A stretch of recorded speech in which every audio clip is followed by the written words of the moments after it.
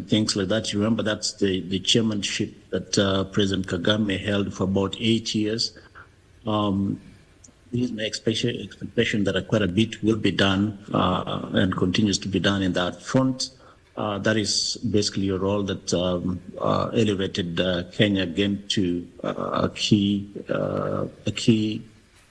influencing position on the continent.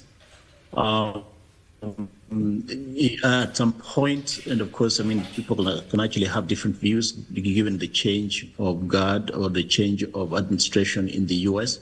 But Kenya, having been given the role of being a key or major non-NATO ally, was crucial during the presidential visit. That is, during the Biden administration. Of course, there are a little bit of hiccups here and there in terms of what Congress is attempting to do, given the fact that we have a different political arrangement in the U.S. But nonetheless, Kenya having been elevated to that kind of position is a great achievement, at least in my view.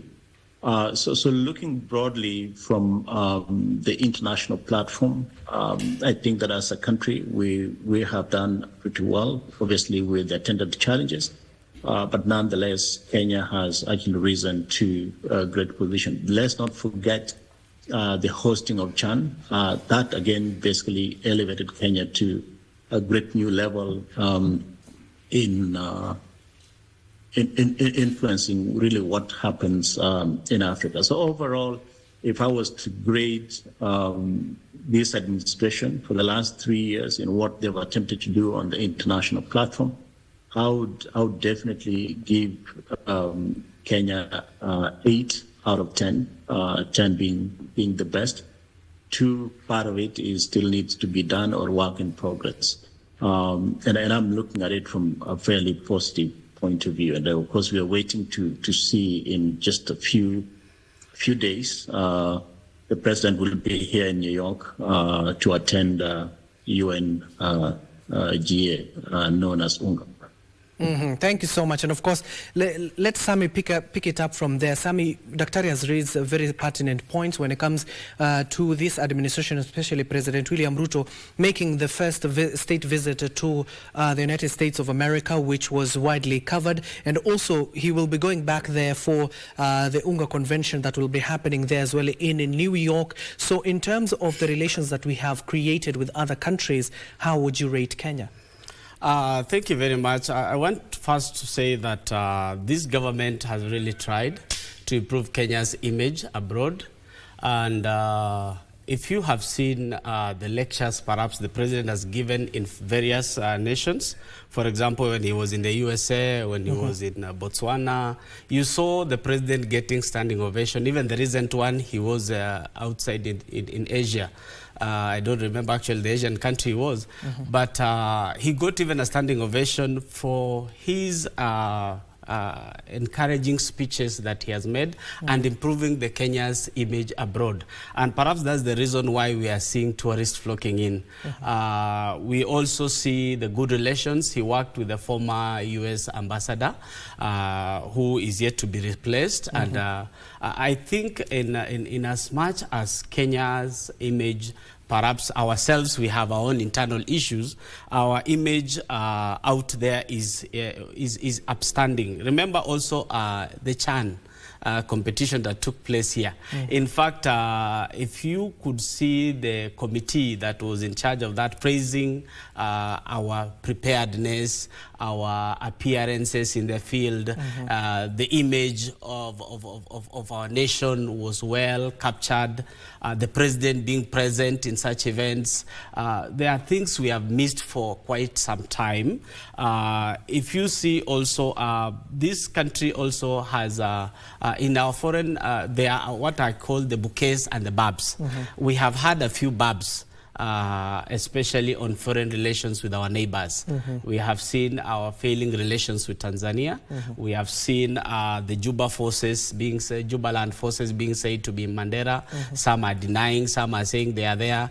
And we are also seeing the mistrust in the peace efforts in South Sudan and Sudan. And there are allegations that Kenya is supporting the rebels. But if you see in the previous, even during the fighting for independence, Tanzania played a great role in making sure that countries like South Africa got independence, countries like Zimbabwe, because Tanzania would host even the rebels, because according to the colonial government, those were rebels. And therefore, I don't think Kenya has done badly. We have improved our image.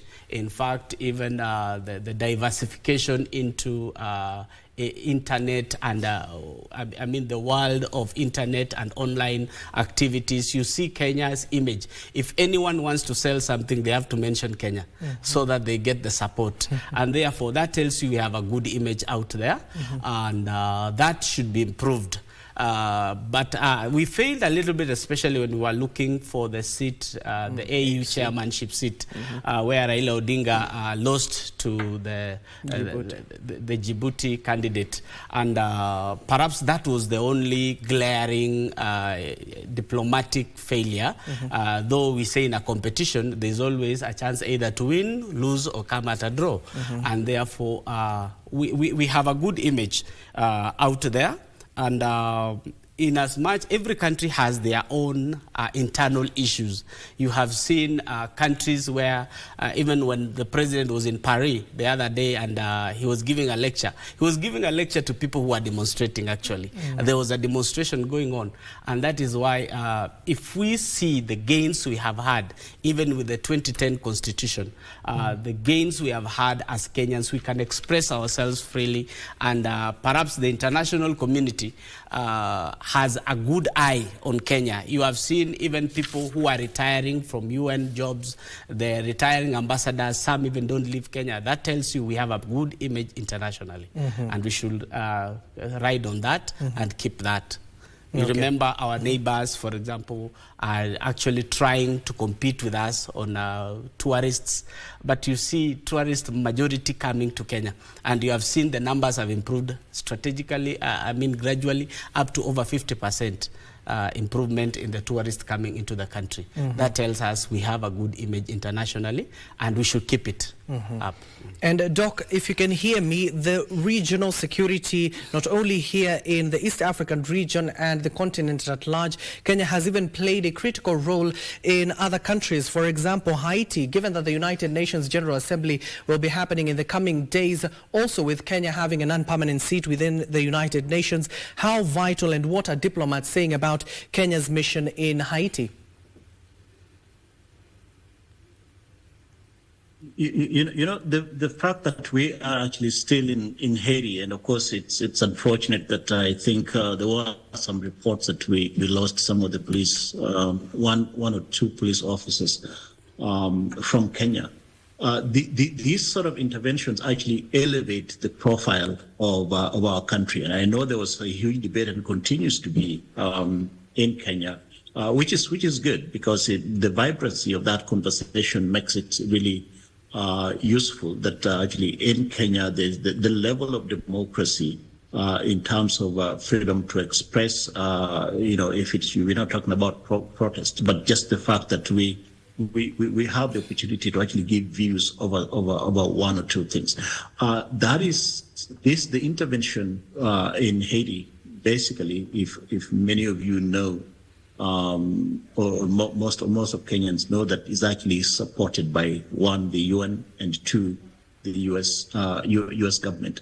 And Kenya is actually being seen, and this is not the first time that actually we've intervened in such situations across the world. Remember, Kenya has had peacekeeping missions in Namibia, in Liberia, and a host of other African countries, of course supported by the UN. So this definitely elevates Kenya's profile, and the fact that we as a country are intervening at that level from a security point of view. Now, also remember that the UN is actually elevating their existence in Kenya. And that says a lot about us as a country. And like we always say, it's okay to actually have our own internal debates. But nonetheless, when you actually step out of the country and then you say that you are Kenya, you're from Kenya, you have a voice and a positive one at that, not just from a tourism point of view, but even when we are talking about conversations around security, conversations around governance, and of course, I also have to actually send my condolences to the lawyer who got shot. My condolences to the family. Those are still internal challenges that we have, but nonetheless, from a global perspective, Kenya is actually being viewed very positively. There is still work in progress, up to including democracy being an experiment.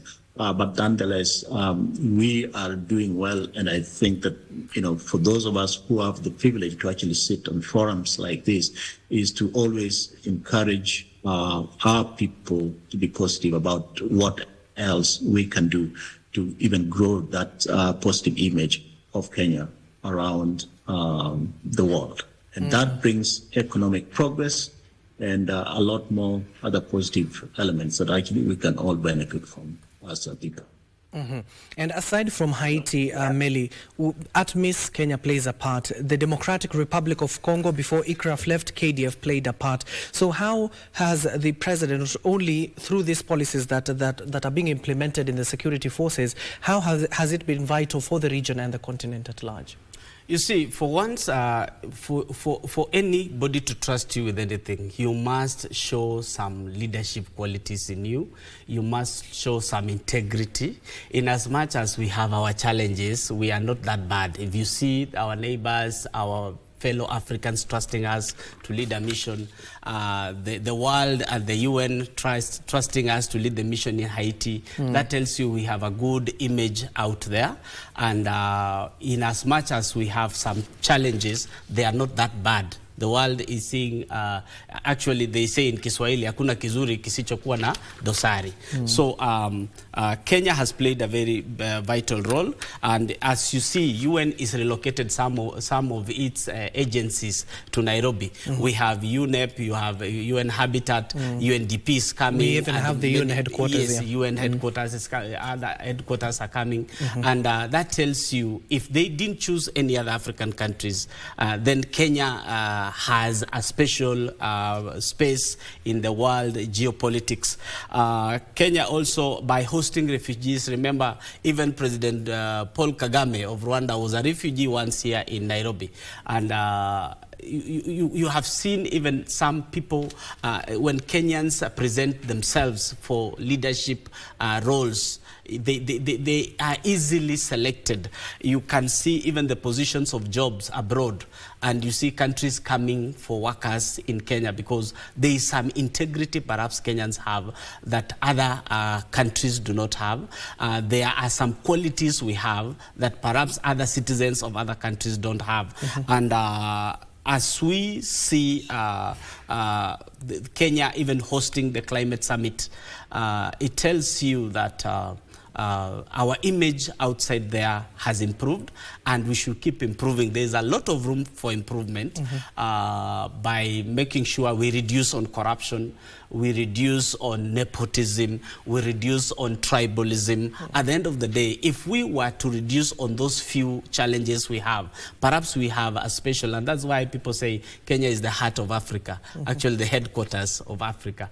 And the president being our representative, because we selected him to make decisions on our behalf, especially in multilateral dealings and other things that involve other countries. He should walk shoulder high and represent Kenya and make sure that the interest of Kenyans come first. in every other dealing that he perhaps append his signature to.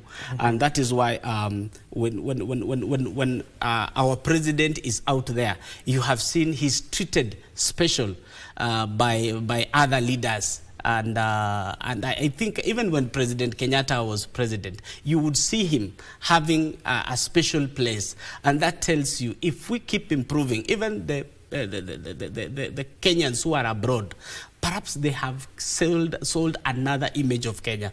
And that is why we have a special place in the world citizenry.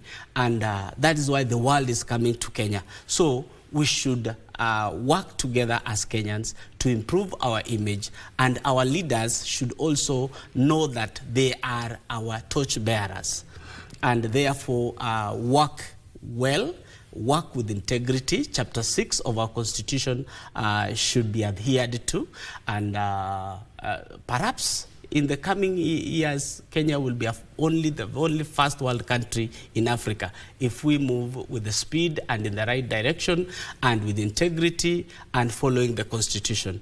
And I would want also to join Doctor in sending my condolences to the lawyer's family. We have online challenges. Perhaps we sometimes post things before even the family get to be notified about things that have happened. But those are our faults. Those are now what I call our babs. But we have better bouquets as Kenyans. We are people of integrity, and therefore we should move forward and foster a positive image. Even in what we post online, let it be a positive image of our country. Because at the end of the day, if the tourists flock in, if investors flock in, we all benefit together. Remember, we have a challenge of 15 million unemployed youth. And therefore, if we have to bridge this gap, it will not be only the president that is going to bridge this gap. We are going to bridge this gap all together by working together and being people of integrity. Because remember the 30% ownership of companies, especially for investors coming into the country.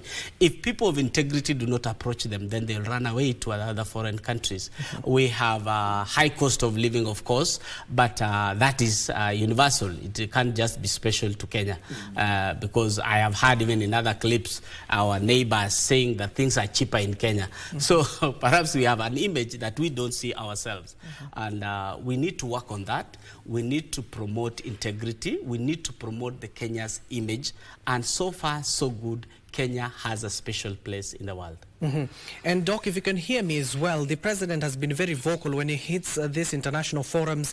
In the coming days, he'll be there in Unga, also meeting various key stakeholders within the Trump administration. He's talked fairly about the financial structures that have been unfair, not only to Kenya, but to the African continent and the trade imbalance. So in terms of the approach of this particular financial structure and the unfairness when it comes to trade imbalance, do you think this first world leaders will hear to such clarion call by African leaders?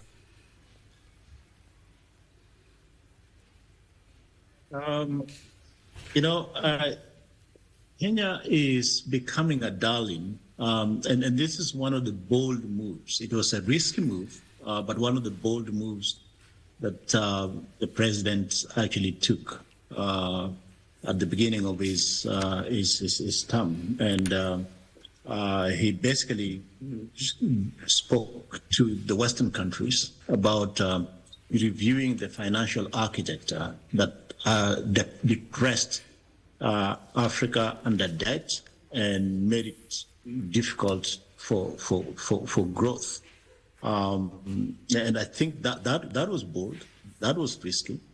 The beauty, however, is that the big boys and girls in the financial sector are actually listening.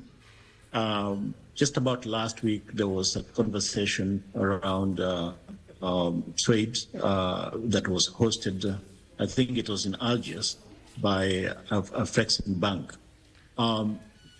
You could see the move and the kind of the kind of interventions that a lot of these financial institutions are beginning to actually look at. I mean, obviously, AFDB or Afrexim Bank has a lot of investment from World Bank or influence from IMF.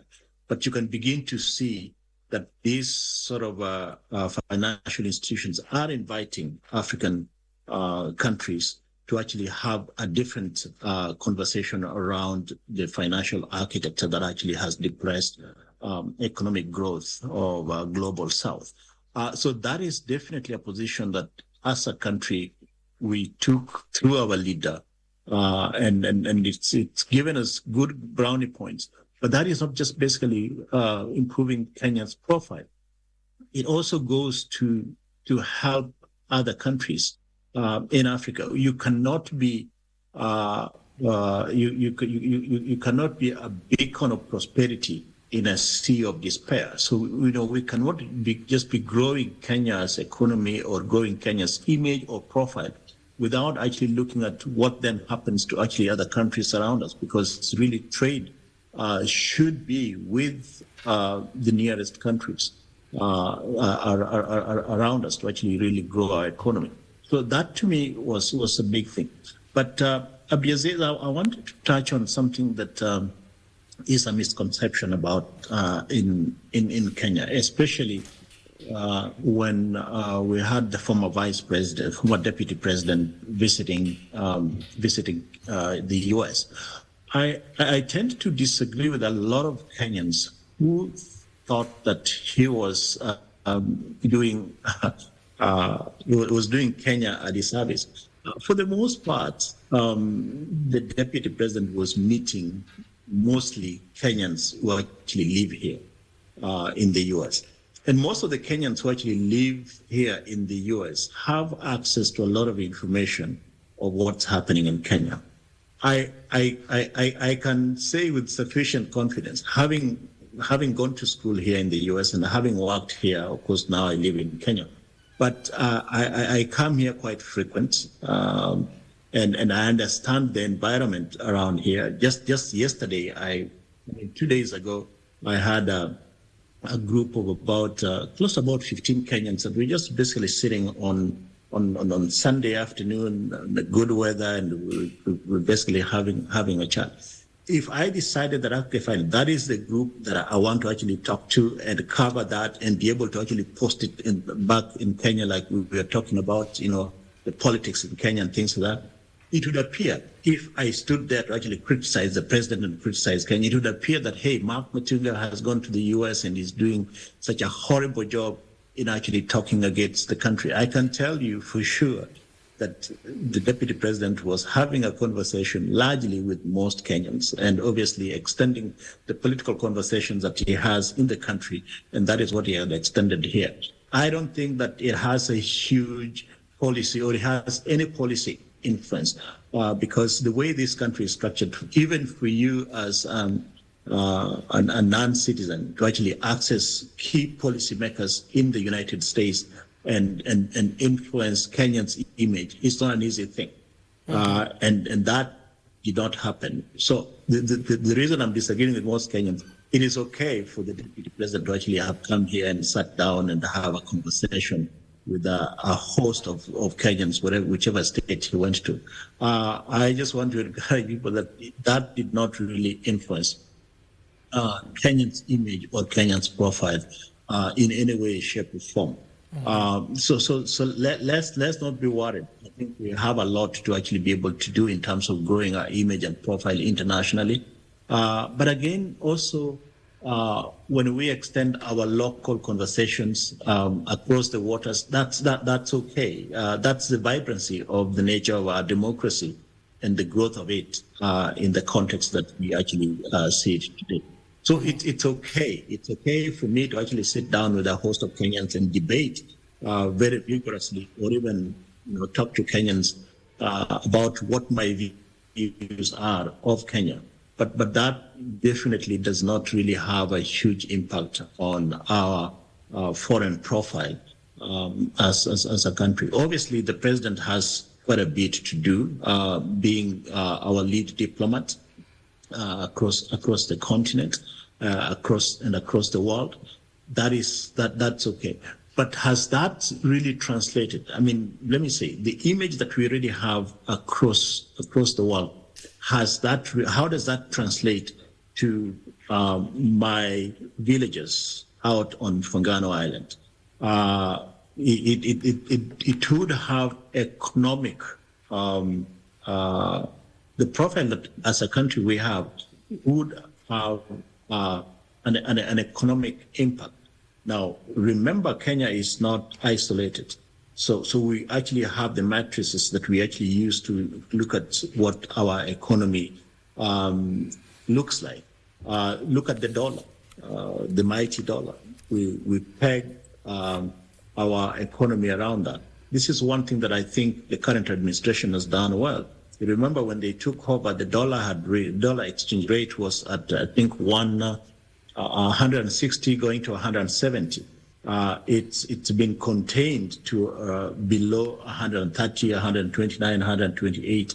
That basically shows that, us, the way we interact with the rest of the world really has an impact on the Kenyan economy, one way or the other. And that, but the most important thing, Abdiaziz, for our people is to what extent is this positive image translating into my pockets? To what extent does it translate to the situation on the kitchen table? And to what extent does it translate to educational or social situations, be it health and education? These are also some of the things that we need to look at in terms of how this government has performed in the last 3 years. And before we take a short breather, Alenga Trostad, a policy advisor, has also joined us. Alenga, we're talking about the financial structures. Not only President William Ruto, but other African heads have been complaining about, especially from the international lenders like the IMF and other countries, and how unfair this structure has been, not only to their various administrations, but to the residents or the citizens they are representing. And in terms of the cost of financial support that we're getting from not only these lenders, what has been the impact on our democracy and in terms of carrying out our duties with sovereignty? Thank you very much for the warm welcome to this show, and a good morning to our viewers, and particularly the people of Vihiga constituency, those whom I, by God's will, I'll represent in Parliament in 2027 going forward. I think when we look at our relationship with the Bretton Woods institutions, such as the IMF and World Bank, it has been a relationship that cannot be really defined in a binary form of whether it's been good or bad. But I think for me, I would want to look at it as a relationship that gives us lessons as a country in how we define ourselves for purposes of sustainable development. Because if you have a lender that gives you preconditionalities for certain aids, then it must teach you then, therefore, to relook at your structures back home and see how you can be able to come up with a structure or even homegrown solutions that cover the financial gaps that you have without necessarily submitting yourself to such entities. Its effect on democracy has been seen, and its effect on governance and the stature of the country has also been felt in very many areas. And there has been a general feeling that certain things are determined by the IMF, and that is why we make certain decisions.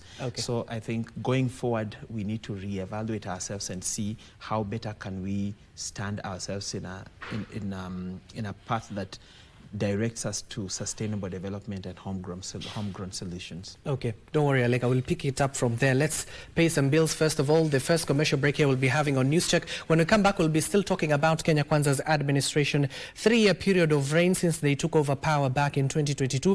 Talk to us on our social media platforms at KBC Channel 1 and at Abdiaziz Hashim 2. Don't go too far.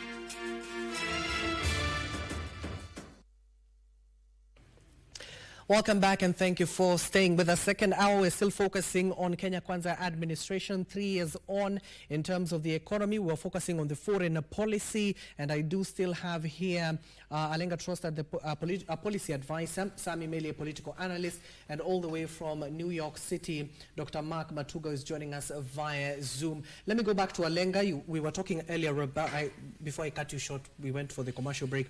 We're talking about the unfairness when it comes to the financial structures that African leaders have been complaining about, and the cost these African governments have to pay in terms of taking in those financial aids.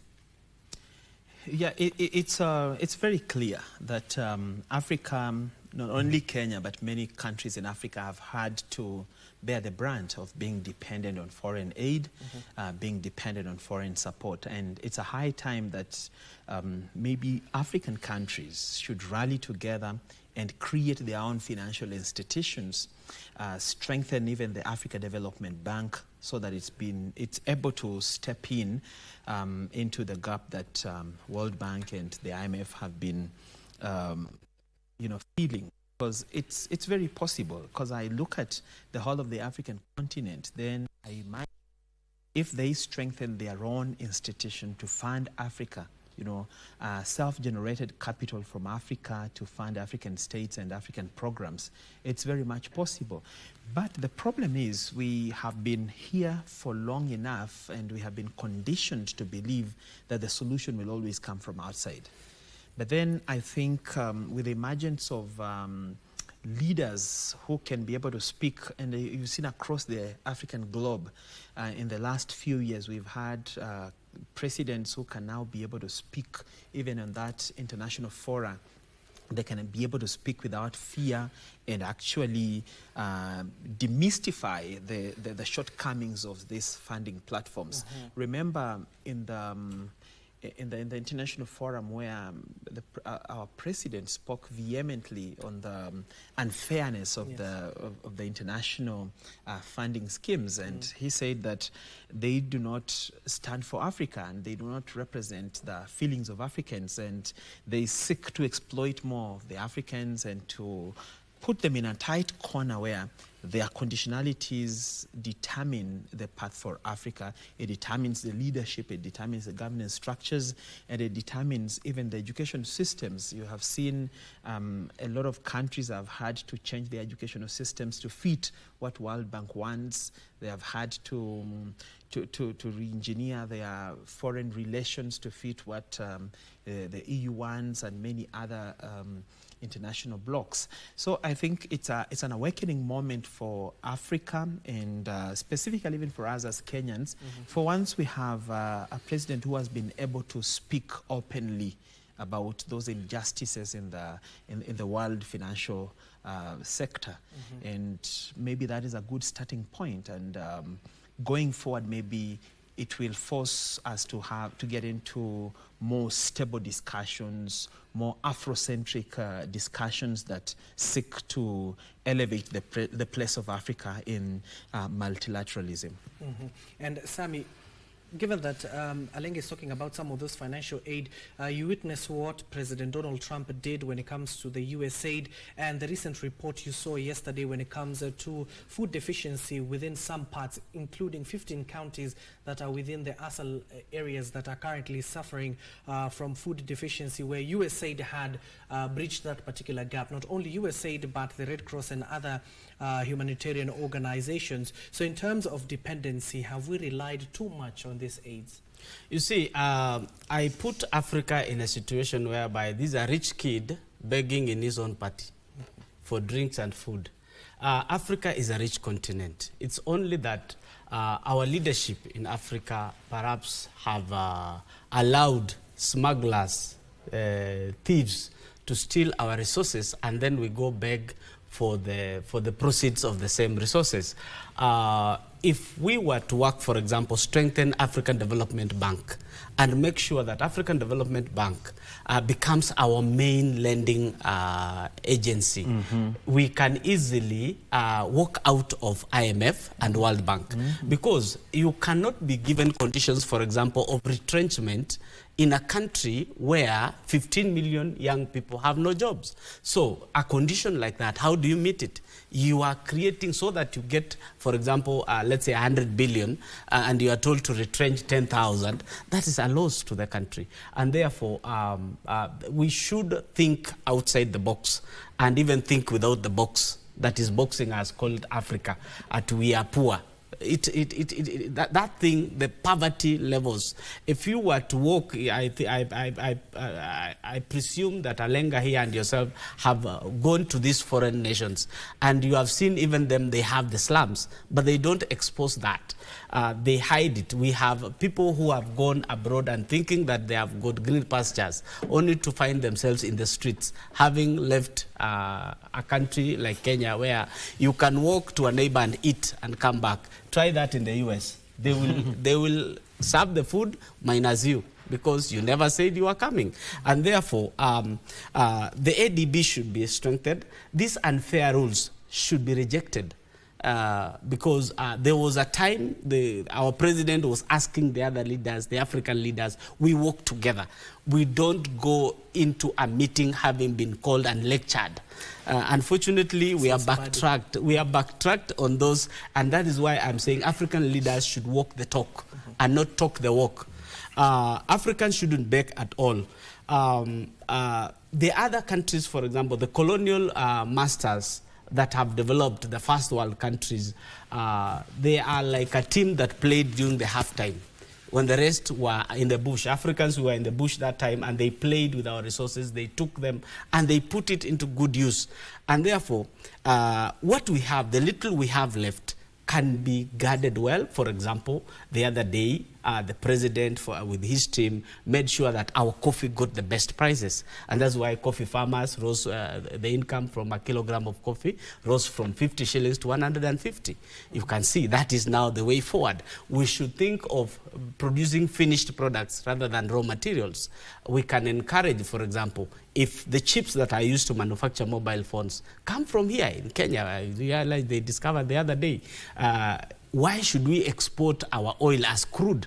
Yet we can process it and even sell it to the local, locally. You saw the lorries from Turkana transporting, and we don't know where that oil went at the end of the day. So we have a problem with our leadership ourselves. The shepherd who's taking care of the flock, especially in Africa, is the one eating the flock, and at the end of the day blaming the hyena. We should change the rhetoric that we have. We should change the leadership that we have, and make sure that the leadership walks the talk so that we move out of this. For example, the other day the president made Kenya visa-free, a visa-free country for Africans. And you have seen the influx of Africans. I am just imagining how Eastleigh would have looked like if we didn't have those foreigners who have come to invest here. Yes. If we go to your local shopping center, where the locals are the ones, they are still in the old structures. But when we encourage even immigration, the US has been built by immigrants. Dubai has been built by immigrants. It is not the leadership in Dubai. The leadership in Dubai just allowed. And that is how we will come out of this poverty. If we expect ourselves, we shall just stay here complaining 20 years, 30 years coming. Let's allow foreign investors to come. And sometimes don't put too much conditions. Because if this person will come and employ Kenya, the only condition is 70% Kenyans, or even say 90%. So the top tier should have a mixture of Kenyans and foreigners, so that at the end of the day, the investment that has come benefits the locals. But when we put so many barriers to investors, we will not get investment coming here. You have seen some countries, for example, if you fly to Hong Kong, you go visa-free. But going into the entire China, you need a visa. So, and that's why you see Hong Kong growing that much. So, Kenya even should identify a county, for example, that is visa-free, where if investors would come in, they would come do business there, visa-free. And at the end of the day, we benefit. We can even say whatever is coming comes free, but what leaves is what we tax. And at the end of the day, we will grow this country. But if we continue with the old ways, with the old monkeys, with the same old forest, we will not move anywhere. And that is why sometimes I see the president taking hard stance, hard decision, and you see us complaining because we are not used to it. You can see the e-procurement system. Those people who are used to giving tenders under the table are not ready for transparency. They don't want, because if you look at the e-procurement system, you will see all the registered companies, the suppliers. There's a list. The other day I was seeing there are about 9,000 at the moment which are registered. They are all there. And the ones that have come to the front desk are the ones that have been vetted and prove that they have the right documents to come forward. You will see the tenders in every ministry. You would see who won, who tendered, why they didn't. Even evaluation will be done online. It will reduce a lot of paperwork, interaction, and at the end of the day, the way e-citizen has worked, the way we used to queue in Nyayo House for passports and ID and the rest, e-citizen has made it easier. Even though this one also is coming to remove some form of corruption, at the end of the day, you see, there is no need of selling this pen, which is 10 shillings, to the government at 1,000 shillings. It doesn't make sense. Therefore, with the new changes, we will be able to get value for money. And this money that we borrow, for example, from the IMF, should give us value for it, so that by the time we are repaying the taxes or repaying the loans, we are able to see what it has done. But if we keep on doing the old way, money is borrowed, it disappears. Eurobond is floated, it comes in, it disappears, and nobody has seen it. At the end of the day, we are left with loans to repay for things we didn't see or things that were never delivered.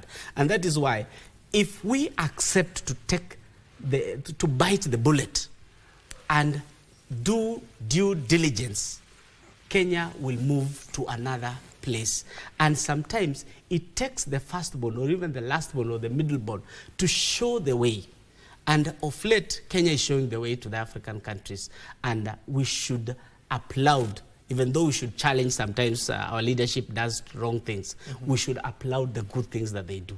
Okay. Thank you. And of course, Doc, as we finalize on Kenya Kwanza's foreign policy, the president will be attending that 80th session of the United Nations General Assembly UNGA in New York, and of course that is set to run from the 9th to the 29th of September, with the general debate expected to run from 23rd to 27th.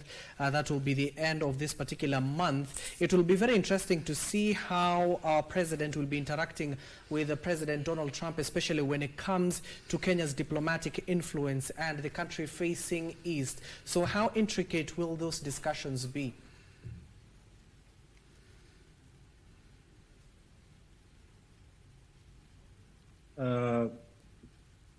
I think I basically just heard the last part of your question, how intricate the conversations of the possible meetings of President Ruto and the President of the U.S., if that happens, how that might be.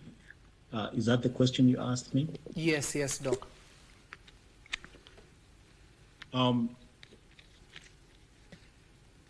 As a country, we consider ourselves as a sovereign nation, and on the platform of UN, of UNGA, for the most part, we still see ourselves as equals with other countries. However, it needs to be clear to all of us that the United States is the United States, and of course a statement like that, if you tell a Kenyan, would understand what that actually means. To the best of my knowledge as yet, and I don't think that it would be fair for me to actually make this comment, but to the best of my knowledge, I'm not sure if any of those meetings, bilateral meetings between President Ruto and President Trump has been planned. And in any case, it would still not be public knowledge as yet. But knowing President Trump, given his posture of what he thinks about Africa and about Kenya. And by the way, remember that he's just declined from attending the G20 in South Africa. That already tells you his general opinion about Africa. But I think that should that meeting materialize, definitely it will be a huge benefit for Kenya. President Ruto is a very smart guy in terms of communication. So if he goes to any of such meetings, definitely you can be certain that Kenya will come out very positively in that conversation with the President Trump. But let's just agree and know and confirm that President Trump is very, very unpredictable. I can say that confidently. I don't think I'm going to be kicked out of this country in the next 2 minutes just because I've seen that President Trump is unpredictable. That is known. And so any president going to actually have a meeting with him must be, first of all, smart and actually be able to know what to say, actually to be able to come out positive. I think one of the major conversations going on now is the conversation around tariffs. I don't think there's any other major issue between the U.S. and Kenya as we speak. And obviously, President Trump himself would not want to really interfere with the ongoing and the growing relationship between the U.S. and Kenya. But the only caution that I throw out there is the unpredictable nature of President Trump. But it gives me comfort that should that meeting happen, we have one of the best communicators in President Ruto. And Kenya will come out positively. As a matter of fact, we might end up with a host of other good interventions from the U.S.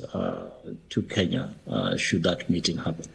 I suspect that if that meeting doesn't happen, the meeting between President Ruto and President Trump, if that meeting doesn't happen, at minimum, President Ruto, given his aggressive nature, might still secure a meeting with the Secretary of State, that is Marco Rubio, which still would be definitely a good thing.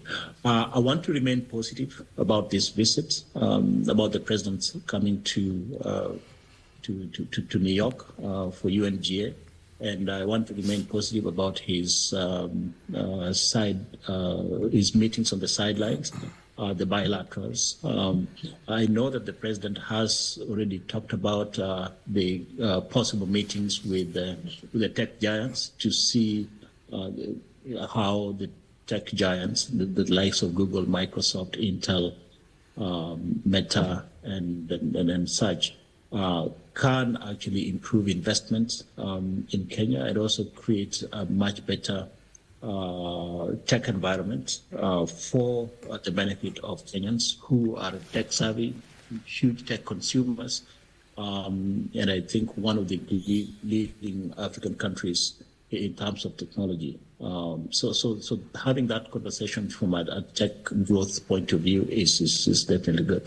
Obviously, the president will have, and we will be seeing many times on social media the bilateral and sideline meetings that he will be having. But I think, like you asked me, Abdiaziz, the really most watched meeting will be if we'll be able to actually pull off a meeting with President Trump. Mm-hmm. But I'm super optimistic in the context that the outcome of that meeting will definitely be positive, regardless of the unpredictable nature of President Trump. Indeed, it is a meeting that we'll be keeping an eye on if it will happen, and of course the general debate that will be happening at UNGA from the 23rd to the 27th, where the world leaders will be converging. Also keeping a close eye on the current administration when it comes to bilateral and multilateral talks that will be holding during that particular assembly. Now, let's bring it closer to home. Aside from the foreign policy of Kenya Kwanza administration, we want to look at the governance and accountability, living in the era of transparency and accountability, with the populace demanding the same, not only from their leaders but the various institutions tasked with ensuring there is transparency and accountability, especially when it comes to their finances. And let me start with you, Meli. In terms of how corruption has been dealt with, you earlier talked about the e-procurement system. How has the administration addressed this particular issue? If they were to address corruption, I know the Constitution guarantees the EACC the autonomy of independence from interference by other government agencies, including the president himself, though they must be accountable to Kenyans. There has been very little activity, especially on EACC. We see corruption every day. You go to the CBD right now, you'll see a police officer picking 150 shilling note. You see the county of Askaris doing the same. It's like it has become part of our nature as Kenyans. You are stopped by a police officer, you are already folding a 50 shilling note or 100. It's like he has demanded for it. And remember, there's a willing giver and a willing taker. And none of them is taking responsibility for it when questioned. And therefore, I think it is a collective responsibility as Kenyans that we should fight corruptions together, not EACC alone. You remember the multitask agency that was established by the president. Then somebody goes to court, challenges it, it has been stopped. And therefore, corruption fights back, especially when it is being fought from all quarters. We need a multi-citizenry approach, and not even an agency alone, for us all to fight corruption. Because if we were paying what we pay through corruption to KRA, perhaps our economy would be the biggest in Africa.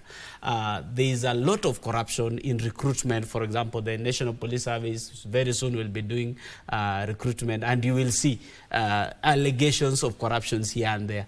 And I think we should fight it as something that denies the rightful person, the rightful position in the country. This is not the war the president should do alone. Our laws are also a challenge, because we have seen people even who have been jailed for corruption going around the corridors of justice and getting to be released. I don't want to mention names. Elenga might be able to mention, because perhaps some of them come from his constituency. And this thing called corruption is big, and if not fought by all Kenyans, it will consume us someday, if not very soon. Corruption, people see it as just exchange of money. Corruption is even getting favors at workplace. That is corruption. Corruption is even introduced at home, where you send a child to the shop and then you entice them with 10 shillings for a lollipop. You see, you have begun the culture of corruption. And it boils up at the end of the day that even to get the most critical services in the government, for example, in the justice system, you find that the person who was seeking justice gets even more injustice in the judiciary. You go again the same way happening all over. So even the other day, I would see, for example, I know Kenyans will throw stones, especially on Harambee Stars. When there were millions, they were scoring.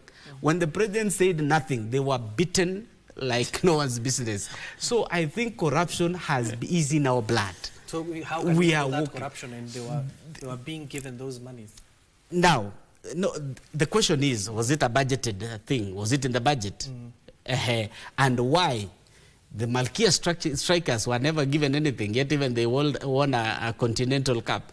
You can see. So the favoritism in the things that we do in this country. At the end of the day, you pick this, you do an injustice on this side, then on the other side, a relative of yours is done an injustice, or even a sibling, or even your own offspring on the other side. So corruption, we need to accept first that we are corrupt. That is the first step. We have to accept that we are corrupt. The second step is now, how do we get out of this thing? For example, when we digitalize even the way traffic issues are done. The other day, there were traffic cameras on the roads. You can easily be spotted for overspeeding. At the end of the day, if a message is sent to you, you either pay a fine or appear in court. That will easily cut down on the corruption issues that we have. Another thing is digital. Actually, we still have at digital, reducing the human interaction. Reducing the human interaction will help us, because whenever we interact more, the more we are we end up exchanging some favors here and there. And that is when you saw the government coming up, digitalizing government services. It reduced the corruption, especially, for example, the most famous house, where to get a passport, you had to go through corners here and there. Now it's straightforward. You know, in 1-2 weeks, you have your passport. If it is ID cards, you do the same thing and you get it. If it is company search, you are able to do online and you get it without corrupting anyone. But the more the humans interact, for example, even the court sessions should be more of digitalized, because even the magistrate can continue with cases even at a freer time and more in a more relaxed environment, and at the end of the day, speed up the justice, the wheels of justice. Other government approaches, for example, we should have stringent laws. Though the parliament, sometimes this parliament comes up with these laws, then the next one reverses them, then the courts challenges them, and then they are suspended here and there. We need to accept first that we need to deal with this thing. Because, and most of the time, even as we go for election, I'm sure Alenga has met the young men in the village, you can't speak to them without giving something. Kina mama wanasema tuachie ya macho. At the end of the day, that is corruption. Because if they want me to serve them, for example, for you to run for a member of parliament, let me take an example of my county, you have to spend not less than 30 million. If you spend 30 million and you come earn a salary of 800K, how many years do you need to recover your money? That makes the member of parliament corrupt. So if you want, for example, a leader like Alenga to come and represent you, please give him your ears, let him sell the manifesto he has, and give him the seat free of charge. So that tomorrow, if he goes into your basket to get your resources to eat, you tell him, no. We gave you this thing for free, and therefore work for us for free. And therefore, if it is 500,000 shillings we have given you as a salary, it should be enough. At the same time, we should also, the government should be able to control some, the taxes that they pass. Some taxes are so stringent to the extent that the disposable income somebody is left with. For example, if you're earning 500,000, you realize this person goes home with 300 or even 250. Because there are so many things that have been reduced here. And this person has to look for other ways to maintain the lifestyle. I welcome, for example, the affordable housing project. You know, there are people who have not, or you are going there, we'll go there. Okay. Let's finish this issue of accountability first. Alenga, when it comes to our governance structures and accountability measures that have been put in place, not only by the administration, but the agencies who are tasked with dealing with corruption, how has it affected our structures itself? I think Kenya has a robust platform with which to deal with corruption issues. However, we have not had the goodwill from the various governments to be able to empower these institutions and agencies to be able to monitor corruption and also prosecute corruption. What we have seen over time is regimes using those agencies to punish those whom they are not in good books with. And everything is left for the public to see, because Kenya right now, we are at an extremely informational age where when you do something, people can read through and see this thing was inspired by this, and the reason for this decision was this. So when Kenyans see that a certain leader is being pursued, basically because of what they said on TV 2 days ago about the administration, they are able to see where that corruption case is coming from. When a leader is genuinely brought into the courts of law for offenses of corruption that they have committed, the citizens are able to see this was a genuine matter being brought into the courts. So what I think, in my view, would help us to eradicate corruption in this country is ensuring that these agencies that have the mandate to fight corruption, number one, the selection of the people who head them is done in an open manner, a fair manner, and not maybe we know this person is a friend of so-and-so, and therefore from this relationship, that's how they became the chair, that's how this one became the vice chair. So already the purpose is defeated when appointments to these offices generate from prior relationships that those office bearers have with the people in the administration. That's step one. So that people will see this person applied, they were shortlisted, and they were selected, based on merit. Number two, these agencies must be given power and freedom to investigate crimes of corruption, to develop files on individuals, and lastly, to move to court and prosecute. They should be given prosecutorial powers to stand in the dock and prosecute their case for the interest of the public without being influenced by certain points. So when that happens, therefore, then it becomes impossible for any other person to come in and infiltrate in their processes for corruption mitigation. So for me, I think the path is very clear from the onset, that's what we need to do. And when we do that, then corruption will cease to manifest itself blatantly as it is manifesting today. Also, and a footnote to that would be, if someone has a criminal case or a case of corruption in the courts and they are found to be guilty, then jailing them is not enough, but the government should have structures, or these entities should have structures to recoup what that person stole so that it comes back to the public coffers, and then they serve a jail term so that there is restitution for what they have done. If we demonstrate that for 1, 2, 3 people, it will serve as a warning to the entire population. But as it were, today people know that in this country, if you steal, you only need to steal enough to stash for yourself and to fight through the corruption cases if they ever rise against you. So people steal while prepared. And that is why we have jeopardized the interest of the nation based on interest of individuals who want to enrich themselves through positions that they are being given. When we look at corruption, we should never single out the small fishes and tend to prosecute those ones so that we can demonstrate that we are fighting corruption. Time and again, you see in the newspapers or the media photos of police officers that have been arrested while getting a bribe of 20,000 or getting a bribe of 50,000, then they are hounded and thrown into jail and their pictures are splashed over the internet.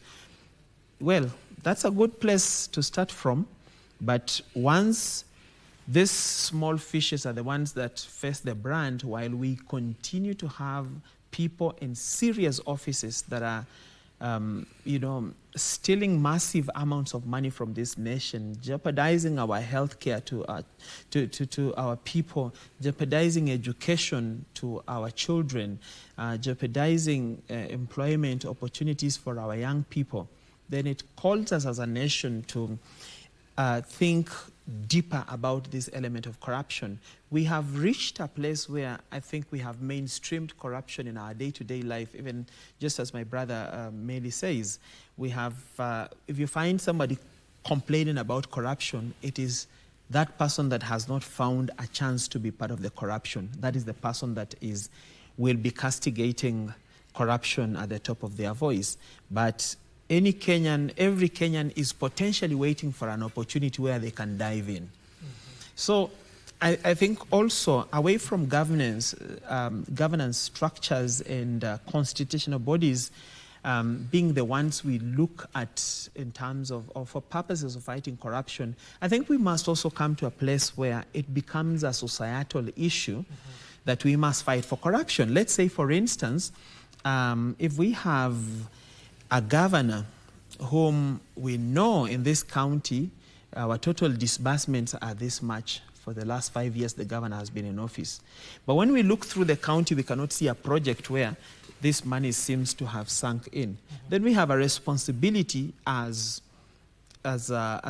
people in that county to ask that governor, to bring him to account. We don't have to wait for EACC to come and dramatically arrest the governor. We can actually question that governor.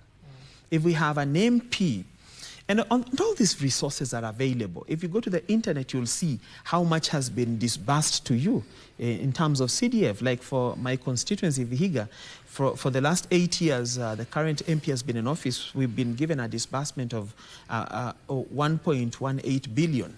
So it is the responsibility of the people of Vihiga constituency to come to cross-check that disbursement with the realities on the ground and figure out, does this ground look like it has taken in 1.18 billion, or there is a problem somewhere? If they feel there's a problem somewhere, then they can ask this MP, man, we have received this much, but when we look around, we don't see a single project that maybe could have even taken 50 million. We don't see a single project that we can stand on and say, this one, they must have spent about 20 million. So what is the accountability for this? So we should not wait for state agencies to come in and dramatically arrest people overnight, and then the next day they're in court, then the third day that story has been forgotten. As citizens, we have a responsibility to bring accountability of corruption in the leaders. These leaders come from our communities. They live amongst us. We know when they entered office how much they had. We know what they have today, and we can actually ask them for accountability for all this wealth that they have accumulated in a period of 5 years, 2 years, 1 year into office. I mean, so if these questions start coming from the citizens, who are the real owners of the coffers, then our leaders will start exercising a level of respect for the public funds, respect for this resources of that they hold in trust for the public, and respect for the citizens that prop them into power. And let me rope you in, Doc, when it comes to implementing and dealing with this particular vice, and in terms of even the country that you're in currently, given that you're in New York, how has that country dealt with corruption that Kenyans, especially our administration, can borrow from in tackling this vice?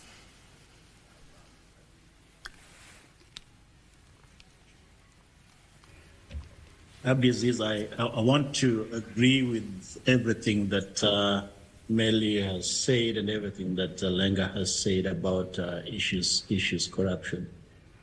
And even before I touch on the US, I want to also say that we have talked about corruption in our country and in Africa to a point whereby it is now a sexy word. It doesn't even scare us when we mention corruption. I mean, I think that we need to actually reconfigure it and call it something else. Whether we want to call it stealing or robbery, those are some of the words that still cause our national conscience and individual conscience to actually stop and think. But just saying corruption is these days a very smooth word that we use. I want to answer your question by saying that in the context of corruption, it can only be reduced. It is a phenomenon that is literally in every country. It just varies the levels, and that's why we have laws. So even the U.S., you still encounter elements of issues of corruption, one way or the other. It's only that here, you know, because of the kind of because of the national conscience, which I think is also important. And that is part of what Nelly mentioned earlier, and I fully agree with him, that as a people, it starts with us. Because you can already tell that we're looking at the issue of corruption as a distant thing that is basically happening or being performed by other people, or being executed by other people, maybe our leaders. But it starts with us. I can tell you, Aziz, that just in the last, I think, 3 days or 1 week, I don't know if I have not seen, but I just saw in the social media that NPS is planning to recruit policemen. Yes. Just because I'm a businessman in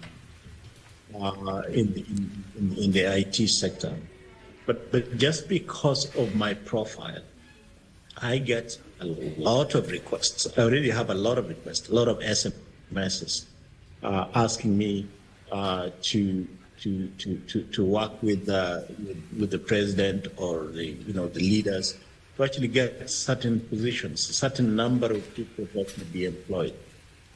If that wasn't viewed as corruption, I don't know what is, because I am expected, and there's a lot of pressure on me now from my community, from my family, to ensure that over and above the number of policemen that are supposed to be employed from my ward or from my district or sub-county, which is Mfangano or Suba West, I'm expected to ensure that I make arrangements for the employment of so-and-so's son, so-and-so's daughter, so-and-so's son, so-and-so's daughter.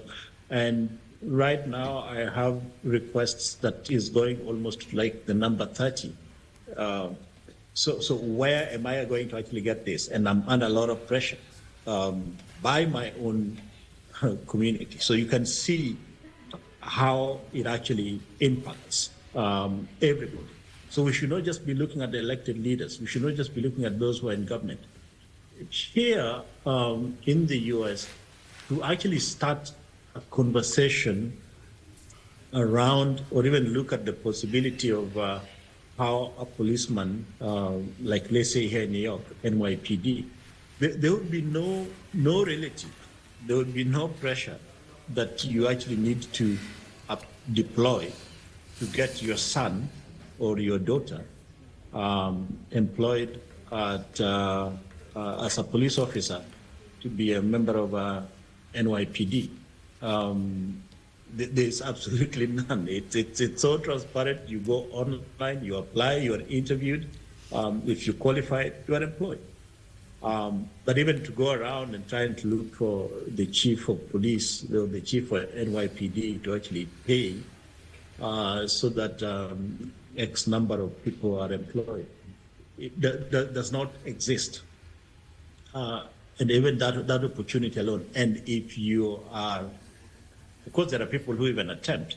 When you make that attempt, you will definitely be arrested and prosecuted mercilessly, without favor, one way or the other. So it is about our individual citizens who actually need to come to the conscious around issues robbery, around issues stealing, or around issues corruption. I don't see, or even when we're coming through immigration, you show up to the immigration officer, you give your passport, and you are handled based on the documentation that you provided and what the law really says. There is no favors that you will find at the immigration desk. So it starts with, I think, you can remember, I think it was in 2022. No, not 2022, in 2002, when the new government took over, Kibaki's government, there was a national conscience whereby even as a citizen would step out of a matatu and arrest a police officer for taking a bribe. Okay. That only lasted about 3 months. If we could actually sustain that national conscience at that national level, whereby we know that this is bad, that is when we'll actually start reducing corruption. And that is how, so that those who are younger people who are growing into adulthood to actually participate actively in the economy know that there are laws, there are procedures that you actually have to follow. On the roads, you are in traffic, and before you know it, there's been like 10 cars that have gone past you just on the other side, driving on the wrong side of the road, and then basically they create a clog. Okay, Doc. If that is not corruption, I don't know what is. Okay. So we end up blaming, basically bottling corruption into just a small bottle of money exchanging hands. But we are forgetting that actually our cumulative behavior contributes to our low quality of life because we are losing a lot, and our national conscience robs us of what we actually would have benefited. Okay, Doc. If you talk of numbers, I'll close with. If you talk of numbers, and I've shared these numbers very strongly even on this on this show, whereby President Uhuru once said that as a country, and him also at the time being a consumer of raw evidence, like President Ruto, he said that as a country we lose 2 billion shillings every single day. If you do that math, in a year we lose 720 billion, obviously close to 1 trillion. And if you just basically took that money, just the money that we're losing alone, forget about whatever goes into good use. Just take what we're losing and divide it to about 1,400 wards per year. That would be 500,000 or 514 million Kenya shilling. So imagine 500 million shillings every year coming to a ward. If that would not help address issues, health would not address issues, education would not address issues, economy would not address issues of trade, would not address issues, infrastructure, cross-border. If that money alone, the money that we're losing, if that money alone came to a ward. Okay, Doc. See the level of transformation. Doc, unfortunately, we're running out of time. We're running out of time, Doc, if you can hear me.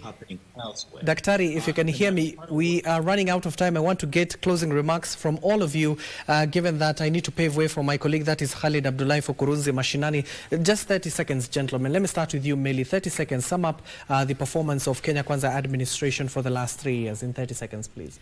The Kenya Kwanza administration has made both achievements and failures. For example, the economic stability. They have made sure that Kenya has left the debt distress that we were. The affordable housing that is ongoing. We have the Hustler Fund, disbursement of up to 54.9 billion. The healthcare, the SHA is now, at least it's now working. Okay. digital transformation, jobs, especially for those young men who have gone abroad to work and those working in affordable housing. There are quite a number of things that they have done, but they also have quite a number of failures that they have.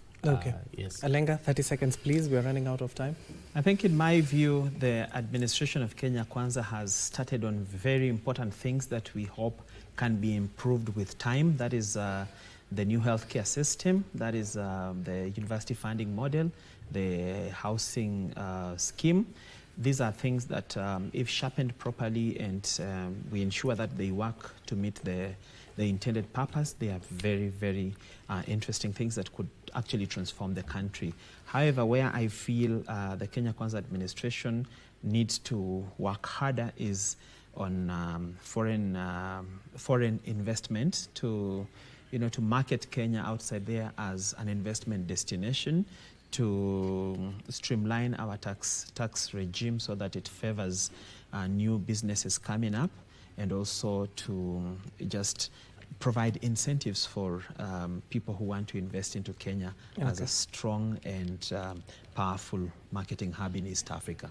If that is done, then I think the next dispensation would be a very good easy ride for all Kenyans. Okay, thank you so much. That is Alenga Trostad, a policy advisor, Sami Meli, a political analyst, and of course joining us all the way from New York via Zoom was Dr. Mark Matunge, senior political analyst. Gentlemen, thank you for making time for us on this particular program. Of course, the discussion continues, especially what the administration has been able to achieve in various sectors, including education and health. That concludes our debate this morning. Do not go too far. My colleague, that is Khalid Abdullahi, is up next with Kurunzi Mashinani and the latest stories that are currently making the headlines at this hour. My name is Abdiaziz. Hashim, and of course do join us in our subsequent bulletins.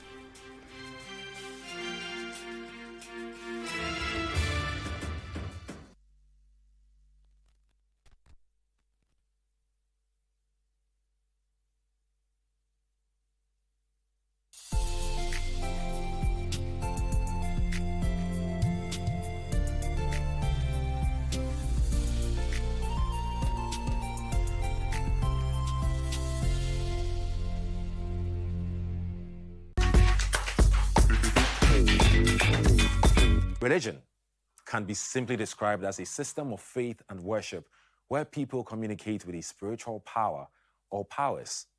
But fake prophets and their miracle churches continue to flourish by taking advantage of vulnerable people. In South Africa, we expose some of the most heinous sexual offenders in the country's recent history who commit crimes in the name of God. There is going to come a time when false prophets will rise up. That statement is a prophetic statement. It's happening now, right in front of us. The Bible says, sell your possessions and give to the poor. In recent years, however, self-proclaimed prophets have come to deceive their followers and cherish worldly possessions. We'll continue to be rich. We'll continue to be multi-millionaires. We'll continue to be multi-billionaires. And we'll continue to preach Jesus, who died on the cross for us. Faking miracles and prophecies, pastors are luring scores of believers into their churches to siphon their money and abuse them, all to live a life of luxury. It has broken me, right? This whole experience, this whole ordeal, waking up every day, okay, I've left the church and I'm not dead yet. In the name of Jesus, we proclaim freedom. We proclaim victory in the name of Jesus. The church mafia is out to destroy your life. You think you're the only one that was raped by a prophet? No, you're not the only one. It's what they do. The false prophets are everywhere, but their victims also unite and stand against them. It's time for us to say, it stops there and it goes no further.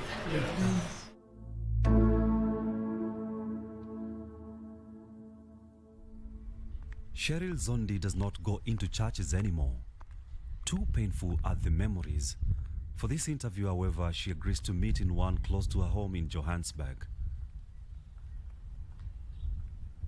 The gifted singer vividly remembers how she and other young girls were lured by gospel music to join a congregation close to their home called the Jesus Dominion International Church. I think that's, for me, that's what gripped me into the church. I'd always loved music. I'd wanted to be a singer for as long as I, could breathe.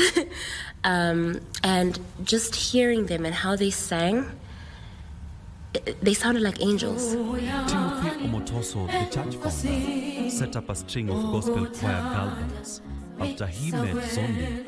On the left, in this recording, a lead singer.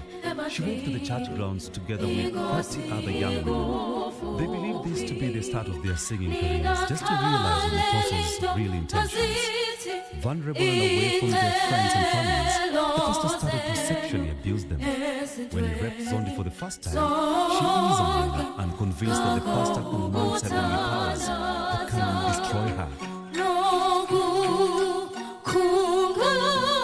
What he said to me was that, I was 14, so if ever I told anyone, the man of God could be facing jail time, which is something that cannot happen.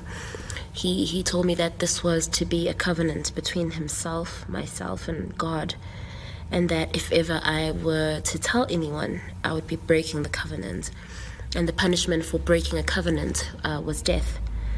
So it wasn't something that I shared. On the recordings from the time we see Sharon Zondi putting up a smile for the cameras, in reality though, she was caught in a web of fear and intimidation. When her tormentor lured ever more girls into his skin, Zondi finally mustered the strength to speak to her mother, who helped her to flee the church and go to the police. In 2017, Special Forces of Police arrested Omotoso at the airport before he could escape to his native Nigeria. The first witness gave a harrowing testimony of how Pastor Timothy Omotoso allegedly sexually violated her at the age of 14. He is a liar. The biggest lie that he's ever told was that he's a man of God. Okay. He is an abuser. Okay. He is a predator. Yes. He does not care about other people's feelings. He is narcissistic, and the world revolves around him. Yes. It's not talked about enough how, like a